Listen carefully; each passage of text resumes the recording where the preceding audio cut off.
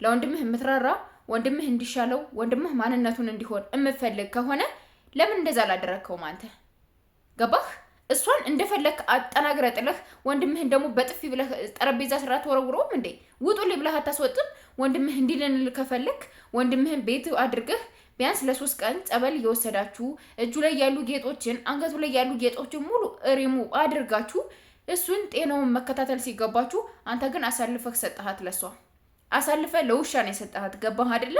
አሳልፈህ ለውሻ አንበሳ ያተረፈውን ውሻ ነው የሚበላውና ዙራችሁ እየበለችው እንደገና ለውሻ ሰጣችሁት። አብርሽም ማለት ነው።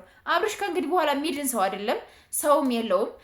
ነጋሽዬንም እኛ አለነ፣ እኛ ችግሩን እየፈተነው ነው፣ እኛ እያስተካከልነው ነው፣ መምጣት የለባችሁም እያላችሁ እንደዚህ እያረጋችሁት ያላችሁት ዴብ አንተ ራስህ ነህ። ቡዜ ብዙ ነገር ትለፋለች፣ ብዙ ነገር ትጥላለች። ግን ብቻ ቤተሰብ እንግዲህ እንዳያችሁትኝ አብርሽ ቀለበቴን እኮ እንትን ነው እንጂ ወርቄን አንገቴን ሀብል ወስደውብኛል። ሩታይ ማልቀስ እኮ ነው የቀረህ አብርሽ፣ በእውነት ማልቀስ ነው የቀረህ፣ ሌላ ምንም አይደለም የቀረህ ማለት ነው። እና እኔ በጣም እያፈርኩ ነው ያለው። እኔ ከምሬ ነው የምነግራችሁ። በቃ በቡዜም ሆነ ዴብ እያደረጋችሁ ያላችሁት ነገር ከወንድማችሁ ጎን የሆነችው ማንም አይደለም። ትናንት ነግሬያችሁ ነበር አይደለ? እንትና ዴብ ማለት ነው አውቋ ነው እንጂ እንደዚህ ነው እንደዛ አድርገሽው ነው እንደዚህ እንትን ብለሽው ነው ሩታ እንደዚህ በድለሽው ነው እንደዚህ አድርገሽው ነው እንደዚህ እንትን ጎድተሽዋል እንደዚህ አሰሚንም አዳምጭና የሚል ዴብ ውሸቱ ነው። በጭራሽ ምንም የሆነ እንትን ኑሮት አይደለም። ገባችሁ? ለአብርሽ ስሜት ኑሮት ለአብርሽ ተጨንቆ አብርሽ ያለበት ሲቹዌሽን ከባድ ሲቹዌሽን ነው። ወደ ራሱ አይደለም። አብርሽ ፈዟል። ምንድነው የሆነ ሰው እንኳን እንስሳ እንኳን ሲፈዝ እኮ የሆነ ነገር መፍትሄ ይፈለግለታል እንኳን ሰው። ገባችሁ አይደለ? ስለዚህ ለአብርሽ ደግሞ ማንም መፍትሄ እየፈለገለት አይደለም፣ ማንም እየደረሰለት አይደለም። ትናንትም ቢሆን ዴብ ነው ሩታ እና ብሎ የጠራት ዴብ ነው። ዛሬም እንድትሄድ የገፋፈው ይዘው እንድትወጣ የገፋፈው ዴብ ነው። ገባችሁ አይደለ? ስለዚህ ዴብ ከዚህ እጅ አለበት። አውቆ ነው የሆነ አንድ ሰሞን ስድብ አነሳንበት። ለምንድነው ዴብ የማይረዳው? ለምንድነው ወንድሙ እንደዚህ የሚያደርገው ምናምን ብያችሁ ነበር አይደለ? በቀደም ራሱ ይዞት ወጥቶ ነው የነበረ፣ መልሶ ሰጣት ለሱ አይደለ? ዛሬም ደግሞ ዳኒ ይዞ መጣ፣ መልሶ ሰጣት። ሲጀመር ዳኒ ከእንግዲህ በኋላ ከአብርሽ የሆነ ነገር እንትን ማለት የለብህም። ሩታ ቤት ወስዳ ምን እያበለችው እንደሆነ ምን እያደረገችው እንደሆነ ፈጣሪ ወቀው፣ ምን እያደረገችው እንዳለ ማለት ነው። እግዚአብሔርን አምላችሁ በጣም ከባድ በሆነ ሲቹዌሽን ነው እያለፈው ያለው። አሁን ቤት ወስደ መከራ ስቃዩን ነው እያበላችሁ ያላችሁ። ገባችሁ አይደለ? ማንም የሚለት የለም። ኤፍሬም እንደሆነ ምንም አይመስለውም። በወንድሙ ጨካኝ አረመኔ ውሻ የሚለው የራሱ አይገልጸውም ኤፍሬም ማለት ነው። ገባችሁ አይደለ? ለወንድሙ ያዘነ መስሎ ትዳሩን ያዝ ወንድሜ ከሚስቱ ጋር ከልጁ ጋር እንዲሆን። ልዑል የት ነው ያለ? ሲጀመር ሰሞኑን ልዑል ቤት ነው ያለው። ቤት እኮ አይደለም ያለው ልዑል አይደል እንዴ? ሌላ ቦታ እኮ ነው ያለው ልዑል ማለት ነው። ሌላ ቦታ ነው ያለው። ገባችሁ አይደለ?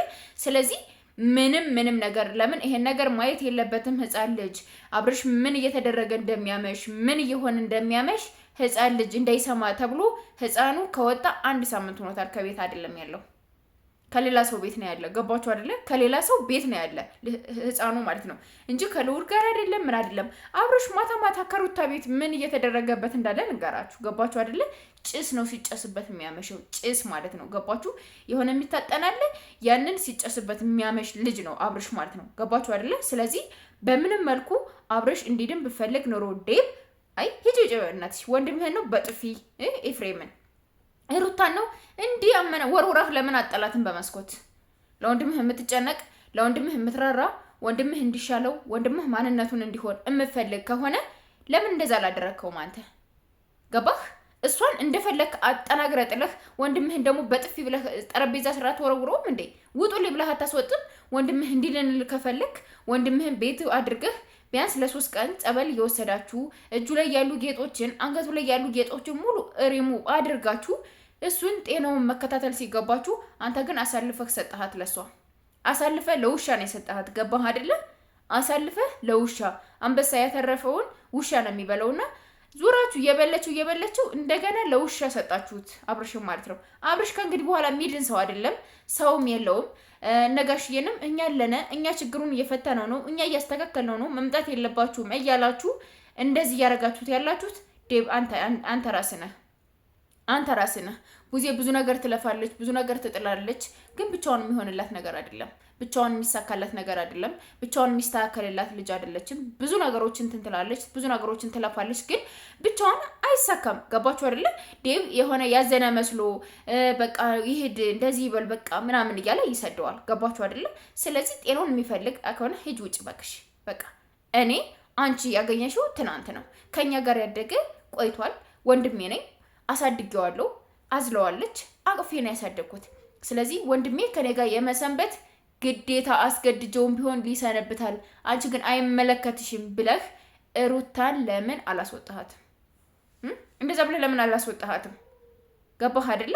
አብርሽ እንደደነዘዘ ያወቃችሁት እናንተ ሌባ ናችሁ ብሎ ሲናገራችሁ ሌባ ናቸው እነሱ ወርቄን ሰርቀውኛል፣ ሀብሌን ወስደውብኛል እያለ አብርሽ እንትን ሲላችሁ እንዴት ነው ለሚስቱ የቤተሰቦቹን ባለየ ናቸው ሌቦች ናቸው ብሎ ሊናገር የሚችለው? ደህና ቢሆን ይሄ ልጅ እንዴት ሊናገር ይችላል? ስለዚህ ዴቭ እያደረከው ያለው ነገር ፌር በጣም የሚያስጠላ ይሆንክ። እኔ እንጃ ምን ብዬ እንደምሰድበው እራሱ አላውቅም። ለማንኛውም ነገ በደንብ አድርጌ እረገጠውን ነገ በደንብ እመጣበታለሁ። ለማንኛውም ሰብስክራይብ ያደረጋችሁ ቤተሰብ እንደትሆኑ በትህትና ጋብዛችኋለሁ። እየገባችሁ ኮሜንት ላይ ኝኝኝኝ የምትሉ በጎች ደግሞ መጀመሪያ ጽሁፋችሁን አስተካክሉ እሺ። ደሮ የጫረው ጽሁፍ እያስመሰላችሁ እየመጣችሁ እኔ ጋር ተጨቃጨቁ። ለማንኛውም ባይ